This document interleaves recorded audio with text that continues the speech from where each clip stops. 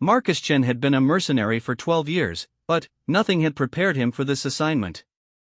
The job seemed simple enough when the Galactic Council posted it on the freelancer boards: protect Princess Zara of the Vorthak Empire during her diplomatic mission to the Outer Rim worlds. The pay was excellent, the timeline was short, and the Council guaranteed safe passage through neutral space. What they didn't mention was that half the galaxy wanted the princess dead. Marcus stood in the cargo bay of the diplomatic vessel Star Weaver, checking his equipment for the third time that morning. His pulse rifle was loaded with non-lethal rounds per diplomatic protocol, though he carried lethal ammunition in reserve pouches. His armor was the best human engineering could produce, a sleek black exosuit that enhanced his strength and speed while providing protection from energy weapons and projectiles. The princess entered the cargo bay, her crystalline skin catching the artificial light and casting rainbow patterns across the metal walls. The Vorthak were silicon-based lifeforms, their bodies formed from living crystal that could shift between transparent and opaque states. Princess Zara stood nearly 7 feet tall, her form elegant and angular, with faceted features that reminded Marcus of carved gemstones. "You seem nervous, human," she said, her voice carrying the musical quality common to her species. Each word rang like wind chimes in a gentle breeze. Marcus sealed his equipment case and turned to face her. "Not nervous, Your Highness. Prepared. There's a difference." She tilted her head, studying him with eyes that shifted from emerald to sapphire blue. "The council briefing mentioned you have an impressive service record. 7 years with the Terran Defense Force, decorated for valor in the Centauri campaign, and 5 years as an independent contractor with a perfect mission completion rate." "That's correct." Marcus kept his response professional. He'd learned early in his career that getting too familiar with clients led to complications. "What it didn't mention was why you left the Defense Force."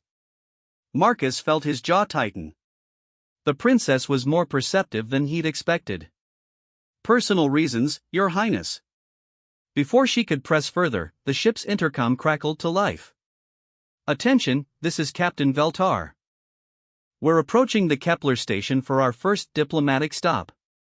All passengers prepare for docking procedures." Marcus activated his comm unit and contacted the bridge. "Captain, what's the security situation at Kepler?" "Standard protocols are in place," came the reply. "Station security has been notified of our arrival, and they've cleared a private docking bay for us." Something in the captain's tone bothered Marcus. He'd worked with enough military personnel to recognize when someone was holding back information. "Captain, I need a full tactical briefing before we disembark." There was a pause. "Report to the bridge, Mr. Chen." Marcus turned to the princess. "Your Highness, please return to your quarters and remain there until I give the all-clear." "I am not some fragile ornament to be hidden away," Princess Zara replied, her crystalline form shifting to a more opaque state, a sign of irritation among her people. "I have been trained in combat and diplomacy both." "I don't doubt your capabilities," Marcus said, "but my job is to keep you alive, and I can't do that if you're not following my instructions." Their eyes met for a moment, and Marcus saw something in her gaze that surprised him. It wasn't anger or indignation, but respect. She nodded once and left the cargo bay. On the bridge, Captain Veltar was a nervous wreck. The Zathari was a reptilian species known for their calm demeanor under pressure, so seeing the captain's scales shifting from green to yellow was concerning. "What aren't you telling me?" Marcus asked without preamble. The captain's forked tongue flicked out, tasting the air. "We received a priority transmission 20 minutes ago. Intelligence suggests there may be hostile forces waiting at Kepler Station." "What kind of hostile forces?" "Unknown." The transmission was encrypted and fragmented. "Something about a bounty and multiple interested parties." Marcus felt his blood run cold. A bounty meant professional killers, and multiple interested parties suggested this wasn't just one faction trying to eliminate the princess. "Why wasn't I informed immediately?" The princess insisted we continue with the mission. She said the diplomatic talks were too important to postpone. This was exactly what Marcus had feared. Clients who put politics ahead of their own safety were the hardest to protect. Captain, I'm recommending we abort the station visit and proceed directly to the next destination. I'm afraid that's not possible, came a voice from behind him. Marcus turned to see Princess Zara entering the bridge, followed by 2 of her royal guards. The guards were also Vorthak, but their crystal forms were darker and more angular than the princess's, shaped for combat rather than diplomacy. Your Highness, Marcus said through gritted teeth, I specifically asked you to remain in your quarters. And I chose to ignore that request. Captain Veltar, please proceed with docking at Kepler Station as planned. Marcus stepped between the princess and the captain. With all due respect, Your Highness, this is exactly the kind of decision that gets people killed. If there are hostile forces waiting for us, we're walking into a trap. Princess Zara's form shifted to complete opacity, her surface taking on the appearance of black diamond. Mr. Chen, the representatives from the Kepler Mining Consortium have been waiting 3 months for these negotiations. The mining rights in the Vega sector could determine whether their colonies survive or fail. I will not abandon them because of an unconfirmed threat. An unconfirmed threat that could leave you very confirmed dead. That is why I hired you, is it not? To ensure my survival while I fulfill my duties? Marcus recognized the steel in her voice. This wasn't a discussion anymore, it was an order. He'd worked for enough politicians to know when further argument was pointless. Fine, he said. But we do this my way. No public appearances, no ceremonial receptions, and no deviations from the security protocols I establish. You meet with the consortium representatives in a controlled environment, conclude your business as quickly as possible, and we leave. Agreed. The docking process went smoothly, but Marcus felt the familiar tension that preceded combat. His enhanced senses, a gift of his military augmentations, were picking up subtle wrongness in the station's atmosphere readings and electromagnetic signatures. Too many active scanning devices, too much encrypted communication traffic, and too few civilian transponder signals. Kepler Station was a massive structure built into a hollowed-out asteroid, serving as a hub for mining operations throughout the sector.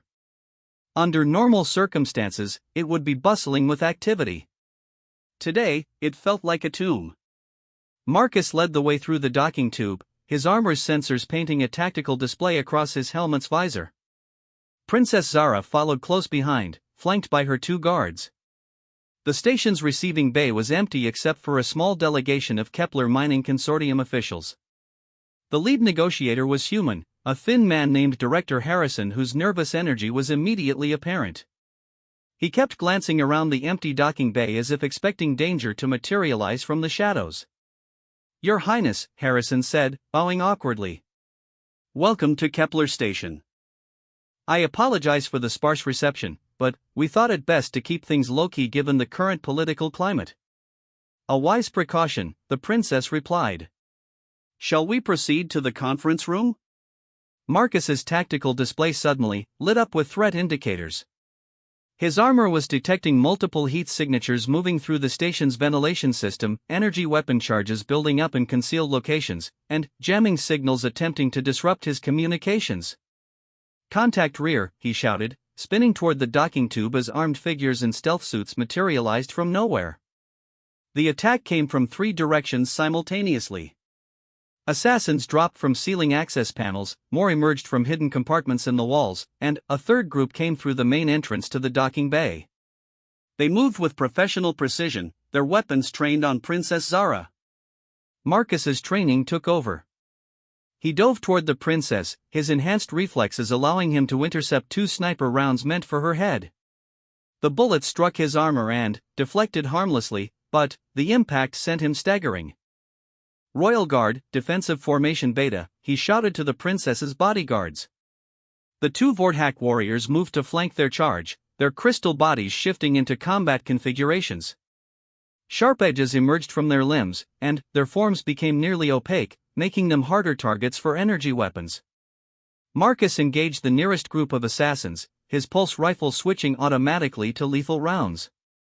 The weapon's AI targeting system linked with his armor's sensors, allowing him to track multiple targets simultaneously. He fired in controlled bursts, each shot finding its mark despite the enemy's stealth technology. One of the assassins managed to get past Marcus's perimeter and fired a plasma burst at the princess.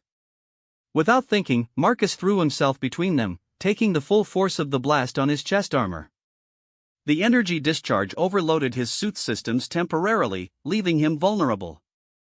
The assassin raised his weapon for a killing shot, but Princess Zara moved faster than Marcus would have thought possible. Her crystalline hand extended into a blade-like formation and struck the attacker's throat, dropping him instantly. "Behind you," she called out. Marcus spun and saw another group of attackers moving to surround them. His armor's power was fluctuating from the plasma hit, reducing his enhanced abilities by half. This was going to be close. The battle raged for what felt like hours but was probably only minutes. Marcus and the royal guards worked together, covering each other's weaknesses and maintaining a protective formation around the princess. The mining consortium officials had taken cover behind cargo containers, adding to the chaos. Marcus noticed something troubling as the fight continued. The assassins weren't trying to escape or establish tactical advantages. They were fighting with suicidal determination, as if their only goal was to ensure Princess Zara died, even at the cost of their own lives. "These aren't bounty hunters," he called out to the royal guards. "They're fanatics." One of the guards responded in the musical Vorthak language, but, before Marcus could translate, a new group of attackers burst through the main entrance. These were different from the others, larger, better armed, and wearing the distinctive armor of the Krex hegemony. "Krex death squads," Marcus muttered. This was bad. The Krex were known throughout the galaxy for their military prowess and their absolute refusal to retreat once committed to a mission. The lead Krex warrior, identifiable by the red plume on his helmet, raised a massive energy cannon and aimed it directly at Princess Zara. Marcus didn't hesitate. He sprinted toward the princess, his damaged armor protesting with each step. The energy cannon began to charge, its barrel glowing with lethal force. Time seemed to slow as Marcus calculated the angles. The weapon would fire in approximately 3 seconds. His current speed would get him to the princess in 4 seconds, too late to intercept the blast. Unless Marcus activated his armor's emergency boost system, a feature designed for last resort situations. The system would burn out his power core completely, but it would give him the speed he needed. He felt the acceleration crush his ribs as he launched himself through the air. The energy cannon fired just as Marcus reached Princess Zara. He wrapped his arms around her and twisted, taking the full force of the blast across his back. The energy tore through his armor's power core and into his body, burning through muscle and bone. As he fell, Marcus saw the royal guards finishing off the last of the attackers. The immediate threat was over, but he could feel his life ebbing away. The energy blast had caused massive internal damage, and his armor's medical systems were failing along with everything else. Princess Zara knelt beside him, her crystalline features showing an expression he'd never seen before. "Was that grief?" "Why?" she asked, her voice barely above a whisper. Marcus tried to speak, but blood filled his mouth. He managed to activate his armor's emergency beacon with his last conscious thought, sending a distress signal that would bring rescue ships within hours. But, for Marcus Chen, it was already too late. He'd done his job. The princess was safe. That had to be enough. Marcus woke to the sound of crystal chimes and the feeling of weightlessness. His body felt strange, different somehow, as if he was floating in warm water. When he tried to open his eyes, the light that greeted him was unlike anything he'd ever seen, a soft, prismatic illumination that seemed to come from everywhere and nowhere at once. "He stirs," came a voice like music box melodies. "The healing chamber has done its work." Memory flooded back. The attack on Kepler Station. The energy cannon. The searing pain as the blast tore through his body. Marcus tried to sit up and found himself in some kind of crystalline pod filled with a glowing, viscous fluid. "Easy, human." The voice belonged to Princess Zara, though she looked different now. Her crystalline form had taken on new facets, and there was something regal about her bearing that hadn't been there before. "You have been unconscious for 6 months." 6 months? Marcus's voice came out as a croak. He tried to move his arms and legs, relieved to find that everything seemed to work. How am I alive? That energy blast should have killed me. It did kill you, said another voice. An elderly Vorthak entered his field of vision, this one's crystal structure so complex and multifaceted that looking at him was like staring into a living kaleidoscope. I am Royal Physician Kethmar. You died on Kepler Station, human. Your heart stopped, your brain ceased function, and your body began the process of decay. Marcus felt a chill run through him despite the warmth of the healing fluid. Then, how?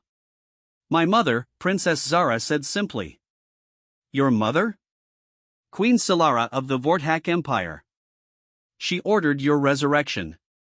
Marcus had heard rumors about Vorthak medical technology, but bringing someone back from the dead was beyond anything he'd thought possible.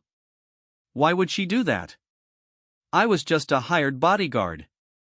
Princess Zara's crystalline features shifted, and Marcus realized she was struggling with some emotion. Because you gave your life to save mine.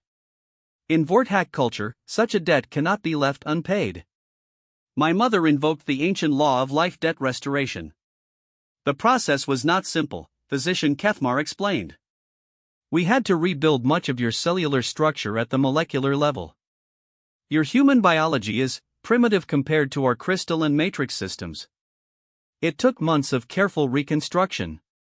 Marcus tried to process this information. So I'm alive again. Completely healed?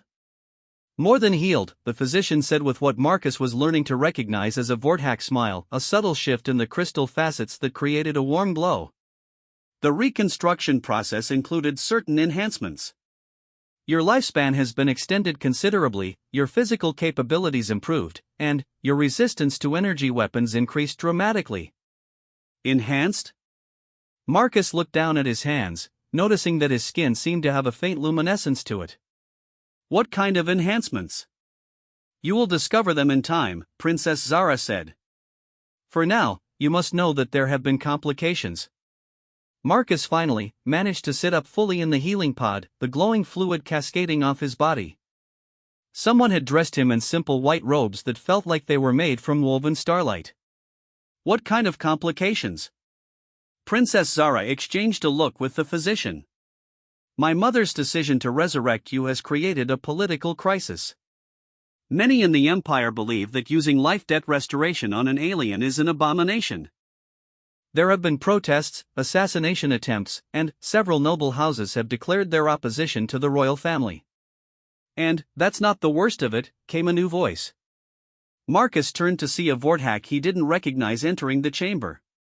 This one's crystal structure was darker, more angular, with sharp edges that suggested military training. Commander Thexar, Princess Zara said formally. How goes the investigation? Poorly, Your Highness.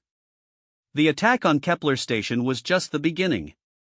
We've uncovered evidence of a massive conspiracy involving at least 6 different species and 3 major political factions.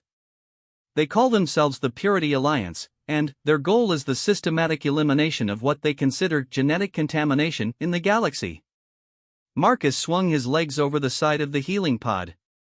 Genetic contamination? Interspecies cooperation, Commander Thexar explained. The Alliance believes that different species should remain completely separate. No trade, no diplomacy, no cultural exchange. They see the Vorthak Empire's policy of peaceful coexistence as a threat to galactic order. And they see your resurrection as the ultimate symbol of that contamination, Princess Zara added quietly. A human brought back to life using Vorthak technology, enhanced beyond normal biological limits. To them, you represent everything they're fighting against. Marcus stood up, testing his balance. He felt incredibly strong, as if he could lift twice his own body weight without effort. So what happens now? Do I go into hiding? Return to Earth? That's not possible, Princess Zara said, and there was something in her voice that made Marcus look at her sharply. Why not? The life debt restoration process creates a permanent bond between the subject and the royal family. You are now tied to the Vorthak Empire by quantum entanglement at the cellular level. If you travel too far from the royal bloodline, your enhanced biology will begin to break down. Marcus felt a surge of anger. You mean I'm a prisoner? You are protected, Princess Zara corrected. And protecting. The bond works both ways. Just as you cannot leave the empire without consequences, any attempt to harm you will cause physical pain to members of the royal family. Your mother turned me into a living guarantee of her family's safety. My mother saved your life and honored the greatest dead in our culture, Princess Zara said, her crystal form shifting to a more opaque state. But, yes, there were strategic considerations as well. Marcus walked to the chamber's viewing window and looked out at the most beautiful sight he'd ever seen. They were clearly in space, but this wasn't a typical starship. The structure around him appeared to be made entirely of crystal, growing and flowing like a living thing. Outside, other crystal structures floated in formation, an entire fleet of living ships. Where are we? The Royal Fleet, Commander Thexar said. We've been in constant motion since the Kepler Station incident. The Purity Alliance has agents throughout the galaxy, and remaining stationary would be suicide. How many ships? 347 vessels, Princess Zara said. Nearly a quarter of the Empire's total military force. All dedicated to keeping us alive while my mother deals with the political crisis your resurrection has caused. Marcus turned away from the window. I never asked for this. None of us asked for this, Princess Zara replied. But it is what we have been given. The question is what we do with it. Over the following weeks, Marcus learned about his new reality. The enhancements to his body were incredible. He was faster, stronger, and more resilient than any baseline human. His senses were enhanced to near superhuman levels, and he found he could interface directly with Vortac technology through some kind of quantum field resonance. But the political situation continued to deteriorate. Reports came in daily of Purity Alliance attacks throughout the galaxy.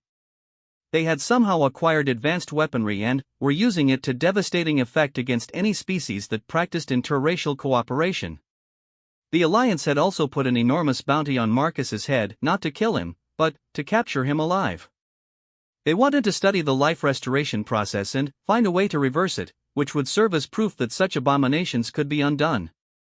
They've taken 3 mining colonies in the Vega sector, Commander Thexar reported during one of the daily briefings. The colonies were defended by joint human Vortac security forces. The Alliance executed every defender and enslaved the civilian populations. How are they moving so quickly? Princess Zara asked. Our intelligence suggested they were a relatively small organization. They're not small anymore, the commander replied grimly. The initial conspiracy has grown into a full-scale revolution. Dozens of species are joining them, claiming that interspecies cooperation has weakened their racial purity. Marcus had been studying tactical reports on his personal datapad, but he looked up at this. Commander, what's the Alliance's ultimate goal? Are they trying to conquer territory or just cause chaos? Both, it seems. They want to establish separate territories for each species, with no contact between different racial groups. But their immediate goal appears to be the capture or elimination of high-profile symbols of interspecies cooperation. Symbols like a human brought back to life by Vortac technology, Marcus said. Exactly. Princess Zara stood up from her seat at the briefing table. Over the past weeks, Marcus had noticed changes in her as well. The political crisis seemed to be maturing her, transforming her from a diplomatic princess into something more like a military commander. We cannot continue running forever, she said. The Alliance grows stronger while we hide. Meanwhile, innocent colonies are being attacked because they cannot defend themselves without the military forces currently protecting us. Your Highness, Commander Thexar said carefully, your safety is paramount. If the Alliance captures you, they would have a member of the royal family to use as leverage against the Queen. And if I continue hiding while the galaxy burns around us, what kind of queen will I be when I eventually take the throne? Marcus realized that Princess Zara was thinking several steps ahead. The current crisis wouldn't last forever, but the decisions made during it would shape the future of the Empire. "What are you proposing?" he asked. She turned to face him, and Marcus saw determination in her crystalline features. "I propose we stop running and start fighting." "The Alliance wants us as symbols?" "Then, let us be symbols of resistance instead of retreat." "That's incredibly dangerous," Commander Thexar protested. "The moment we engage in active combat operations, we become targets for every Alliance cell in the galaxy." "We're already targets," Marcus pointed out. "The difference is whether we wait for them to find us or take the fight to them on our terms." Princess Zara nodded. "Precisely. And there's another consideration. The life-debt bond means that Marcus and I are stronger when we work together. Our quantum entanglement creates synchronization effects that could be tactically valuable." "What kind of synchronization effects?" Marcus asked. "Enhanced reflexes when operating in proximity," Physician Kethmar explained via hologram. "Shared sensory input. Intuitive coordination. In theory, the bond should make you an extremely effective combat team." In theory. "The theory has never been tested in actual combat," the physician admitted. "Life debt restoration has only been used a handful of times in our history, and never in wartime." Marcus stood up and walked to the tactical display showing the current positions of Alliance forces. They were scattered throughout the galaxy but seemed to be converging on strategic targets, trade routes, diplomatic stations, and mixed-species colonies. "There," he said, pointing to a cluster of red indicators.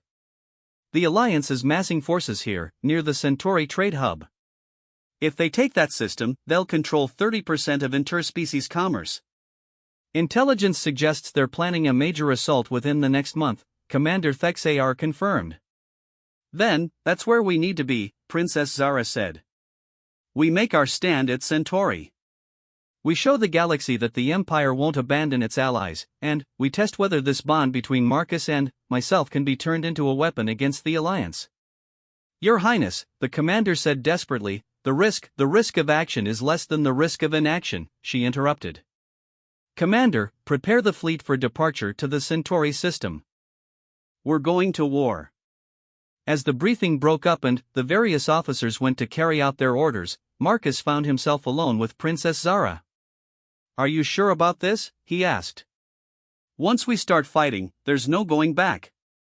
The Alliance will never stop hunting us." "They're already hunting us," she replied.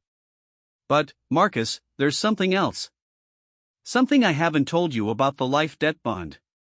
"What?" She was quiet for a long moment, her crystalline features shifting in what Marcus had learned was a sign of uncertainty. "The bond isn't permanent. There is a way to break it, but it requires both participants to choose freedom over safety." "If we both agreed, you could return to your normal human life." Marcus felt a strange mix of relief and disappointment. "Why didn't you tell me this earlier?" "Because breaking the bond would kill me," she said quietly. "The quantum entanglement has become fundamental to my cellular structure. Without it, my body would crystallize completely within hours." Marcus stared at her, understanding dawning. "Your mother didn't just save my life. She tied my freedom to your survival." "Yes. And now I'm asking you to risk both our lives in battle against impossible odds." Princess Zara met his eyes. "You have every right to refuse. You could demand that the fleet find some remote corner of the galaxy where we could hide safely until the crisis passes." Marcus thought about it. He could have a quiet life, enhanced beyond normal human capabilities but essentially in exile. Or he could fight alongside this remarkable woman against an enemy that threatened everything he'd come to value about galactic civilization. When he looked at it that way, there wasn't really a choice at all. "Your Highness," he said formally, "when do we reach Centauri?" The Battle of Centauri began before the Royal Fleet even arrived at the system. Long-range sensors detected massive Alliance forces already in position around the trade hub, over 800 ships from a dozen different species, all united in their hatred of interspecies cooperation. Marcus stood on the bridge of the flagship Crystal Harmony, watching the tactical displays update in real time. The odds were overwhelming. The Royal Fleet had 347 ships against an enemy force more than twice their size, and the Alliance had the advantage of prepared defensive positions. Fleet Admiral Corthes reports all ships ready for battle, Commander Thexar announced. The civilian evacuation from Centauri Station is complete. Princess Zara, now Queen Zara, having received word 3 days earlier that her mother had died from stress-related crystallization failure, stood beside Marcus at the command console. The news of the Queen's death had hit both of them hard, but it had also crystallized their resolve. They were no longer just fighting for survival, they were fighting for the future of the Empire. "Any word from the Alliance fleet?" she asked. "They're demanding our unconditional surrender," the communications officer reported. "They want you," and Marcus delivered to them alive, along with all data on the life debt restoration process. "And if we refuse?" "They promise to execute every survivor from the colonies they've captured, starting with the children." Marcus felt rage building inside him, a cold fury that seemed to resonate through the quantum bond with Zara. He could sense her similar anger, and somehow their combined emotions were creating a feedback loop that enhanced both their mental clarity and their physical capabilities. "Fleet Admiral," Zara commanded, "signal all ships. We are engaging the enemy. Primary objective is the destruction of their command vessel. Secondary objectives include the rescue of captured civilians and the elimination of Alliance leadership." "Your Majesty," Commander Thexar said quietly, "perhaps we should consider negotiation." The Alliance might butcher prisoners while we talk," Marcus interrupted. "Commander, these people don't negotiate. They're fanatics who see anyone different from themselves as a disease to be cured." "Marcus is correct," Zara said. "Signal the fleet. We attack in 5 minutes." The space battle that followed would be remembered throughout the galaxy as the moment the tide turned against the Purity Alliance. The Royal Fleet's crystal ships proved more maneuverable than anyone had expected, and their quantum resonance weapons carved through Alliance armor like it was paper. But the real surprise was the coordination between Marcus and Zara. The quantum bond that tied them together had evolved during their months in space. They could now share sensory input across vast distances, coordinate their actions with perfect timing, and somehow their combined tactical thinking was greater than the sum of its parts. Marcus commanded a squadron of fast attack vessels from the flagship's battle center while Zara directed overall fleet strategy. When he saw an opportunity to outflank an enemy formation, she knew about it instantly and positioned support units before he could even request them. When she identified a weakness in the Alliance defensive line, he was already moving his ships to exploit it. "Enemy command ship identified," Marcus reported. "It's the Purity's Dawn, a modified dreadnought with enhanced armor and weapons." "I see it," Zara replied. Through the bond, Marcus could feel her analyzing the ship's configuration and weak points. "The reactor core is overcharged.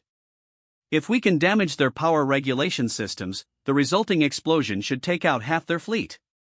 That ship is surrounded by escorts. Getting close enough for a precision strike would be suicide. Not if we do it together." Marcus felt a chill as he realized what she was proposing. "Zara, if you're thinking what I think you're thinking, the Royal flagship has the most advanced quantum weaponry in the fleet. If we can get within range of the Purity's Dawn, I can target their reactor core directly. But I'll need someone to clear a path through their defenses. Someone like me, commanding a suicide run. Someone like you, using the bond to coordinate a precision strike that no one else in the galaxy could pull off." Marcus looked around the bridge at the faces of the crew members. They were all watching him, waiting for his decision. These people had followed their queen into an impossible battle because they believed in something greater than themselves. "What do you need me to do?" Over the next hour, Marcus led his attack squadron in the most dangerous mission of his military career. Using the quantum bond to coordinate their movements, he and Zara fought their way through layer after layer of Alliance defenses. His ships took devastating losses, but each sacrifice bought them a few more kilometers closer to their target. The Alliance seemed to realize what they were attempting. Enemy ships converged from all directions, determined to stop the Royal Fleet from reaching the command vessel. The space around the Purity's Dawn became a killing field of energy weapons and exploding ships. Marcus's flagship took a direct hit from a plasma cannon, and he felt the ship shudder around him. Emergency lights flickered on as his bridge crew worked frantically to maintain life support.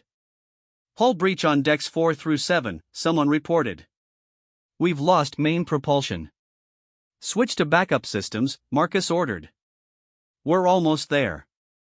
Through the bond, he could feel Zara's flagship closing on their target. She was taking heavy fire as well, but the royal vessel's crystal armor was holding. Marcus, her voice came through the comm system, I'm in position. Are you ready? Marcus looked at his tactical display. His squadron was down to 6 ships, all heavily damaged.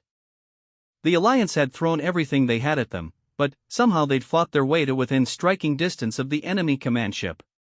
Ready when you are. Quantum resonance cannon charging. Target locked on enemy reactor core. Firing in 3, 2, 1. The weapon that fired from Zara's flagship was unlike anything Marcus had ever seen. It wasn't a beam of energy or a projectile, it was a wave of quantum distortion that passed through the Alliance ship's armor as if it wasn't there. For a moment, nothing seemed to happen. Then, the Purity's dawn simply ceased to exist. The explosion was visible across the entire star system. When it faded, there was nothing left of the Alliance command ship except expanding clouds of superheated plasma. The shock wave from the detonation disabled dozens of nearby enemy vessels and sent others spinning helplessly through space. But the victory came at a cost. The quantum resonance cannon had drained Zara's flagship of all power, leaving it dead in space. Enemy ships immediately moved to surround the helpless royal vessel. All ships, converge on the royal flagship, Marcus commanded. We need to establish a defensive perimeter. Negative, came Zara's voice over the comm. My ship is lost. The quantum cannon overload has damaged our crystal matrix beyond repair. The ship will break apart within minutes. Then, we evacuate your crew to other vessels. There isn't time. And, Marcus, the quantum overload has affected the life debt bond. I can feel it destabilizing. Marcus felt it too, a strange loosening sensation, as if something that had been wound tight was suddenly coming undone. The bond that had tied them together was breaking apart, and he knew what that meant for Zara. How long do you have? He asked quietly. Minutes. Maybe less. Marcus made a decision that surprised even himself. All ships, full attack. Drive the enemy away from the royal flagship. Marcus, what are you doing? Something crazy. Can you get to an escape pod? The pod systems are down. Marcus, you need to get out of here. Take the fleet and continue fighting. Don't let the Alliance win. Not happening. Marcus activated his ship's emergency boost systems and aimed his damaged vessel directly at Zara's failing flagship. His crew looked at him like he'd lost his mind, but they didn't question his orders. Sir, his navigation officer said carefully, you're on a collision course with the royal vessel. I know. Prepare for emergency docking.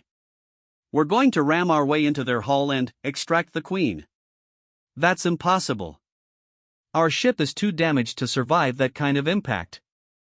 Then, we'll have to make it possible. The next few minutes blurred together in a chaos of screaming metal and exploding systems. Marcus's ship tore through Zara's failing flagship like a missile, its armored prow punching through the crystal hull and coming to rest in what had been the royal throne room. Marcus found Zara lying among the wreckage, her crystalline form flickering between transparency and opacity as her body fought the effects of the quantum overload. She was dying, and they both knew it. You should have run, she whispered. Running's overrated, Marcus replied, kneeling beside her.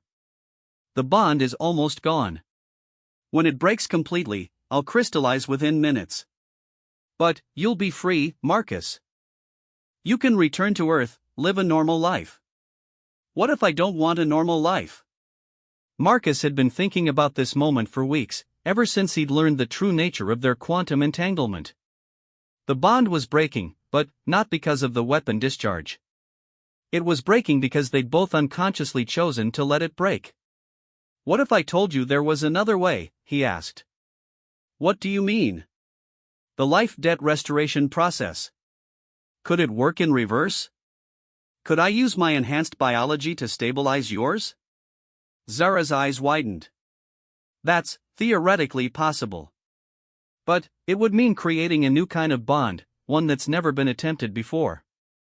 The risks are enormous. What's the worst that could happen? We could both die. Or we could become so quantum entangled that we lose our individual identities. Or the process could work, but bind us together permanently in a way that makes our current bond seem trivial. Marcus looked around at the wreckage of the two ships. Outside, he could hear the sounds of battle as the royal fleet continued fighting the Alliance forces. Whatever they were going to do, they had to do it quickly. Zara, he said, in the time we've been together, you've shown me what it means to fight for something greater than yourself. You've risked everything to protect people you've never met, and you've led by example even when it would have been easier to hide. Marcus, I'm not done. When I was just a human mercenary, I fought for money. When I was a soldier, I fought for orders. But, fighting beside you, I've learned what it means to fight for hope. For the idea that different species can work together, can be stronger together than apart. He took her hand, feeling the crystal structure shifting under his touch. So yes, I want to try the reverse process. Not because I'm trapped by the original bond, but because I choose to be bound to you and everything you represent. Even if it means giving up your freedom forever? Zara, I've never been more free than I've been fighting beside you. The process was unlike anything either of them had experienced. Marcus felt his enhanced biology reaching out through quantum space, finding the failing patterns in Zara's crystalline structure and somehow weaving them back together with his own life force. But, instead of one person healing another, this was mutual transformation. Marcus felt his human consciousness expanding and merging with Zara's alien perspective, while she experienced his memories and emotions as if they were her own. When it was over, they were still themselves, but they were also something new. Two individuals who could function as one entity when necessary, sharing thoughts and sensations while maintaining their distinct personalities. How do you feel? Marcus asked. Different, Zara replied, sitting up among the wreckage. Her crystalline structure had changed, taking on a new configuration that seemed to incorporate elements of human biology. Stronger. Complete. Marcus felt the same way. His enhanced human form had been further modified by the quantum merger, giving him abilities he was only beginning to understand. Your Majesty, came Commander Thexar's voice over the comm system, the Alliance fleet is retreating. Their remaining ships are jumping to hyperspace. Casualties? Zara asked. Heavy, but acceptable. And, Your Majesty, we're receiving surrender requests from 12 Alliance colonies. It seems word of the command ship's destruction has spread quickly. Marcus and Zara looked at each other, sharing a moment of wordless communication through their new bond. The battle was over, but the war was just beginning. The Purity Alliance had been dealt a serious blow, but they wouldn't give up easily. Commander, Zara said, signal the fleet. We're returning to the capital. It's time I was formally crowned, and time we began rebuilding the empire for a new age. And, Marcus, the commander asked. Zara looked at the human who had given his life twice over to protect her, who had chosen to bind his fate to hers permanently rather than accept freedom at her expense. Marcus will be my co-ruler, she said. The galaxy is changing, and if the empire is going to survive, it needs leaders who understand both cooperation and sacrifice. Marcus felt a surge of emotion through their bond, not just love, though that was certainly part of it, but something deeper. Shared purpose. Mutual respect. The knowledge that together they could face whatever challenges the galaxy threw at them. As the royal fleet began its journey home, the two of them stood among the wreckage of their merged ships, looking out at the stars through a gaping hole in the hull. Somewhere out there, the Purity Alliance was regrouping. Other enemies would emerge. The fight for interspecies cooperation would never truly end. But Marcus had learned something important during his time with Zara. Some things were worth fighting for, even if the fight lasted forever. Some bonds were worth forging, even if they changed you completely. And some queens were worth dying for, even if it meant living a life you'd never imagined. The galaxy would remember the Battle of Centauri as the day the tide turned against the Purity Alliance. But Marcus and Zara would remember it as the day they chose each other over everything else, and found that the choice made them stronger than either could have been alone. In the end, perhaps that was what being human truly meant.